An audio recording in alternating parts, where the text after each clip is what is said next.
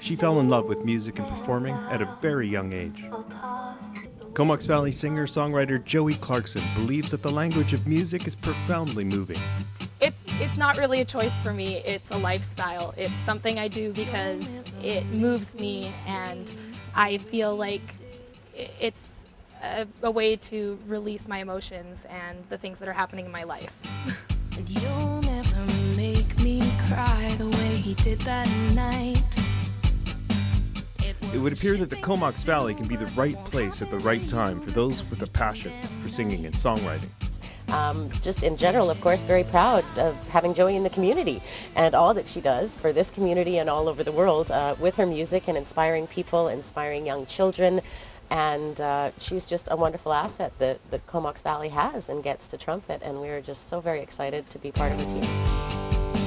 Currently, Joey has signed up for a new concept with the Vancouver Island Music Business Conference entitled The Great Canadian Song Race. The Great Canadian Song Race is a new part of this conference this year, and I am insanely excited to add a challenge to something that was already amazing. I am a big competitive person, not sports-wise, I'm really not good at sports, but musically and intellectually, I consider arguments and challenges very entertaining, and to be able to put this together and give songwriters a challenge to create a song, produce it, pitch it, and then potentially win.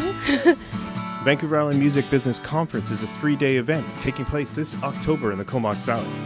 You can attend workshops on singing, playing guitar, publishing, music law, and much more. Being a smaller event and being held here in the Comox Valley, these connections are so much more readily available to the individual and to the attendee of the conference, whereas the other conferences of this type are held in Toronto or bigger cities where there's 5,000 in attendance, and you can certainly listen to the panelists, but you rarely get to have a conversation with them.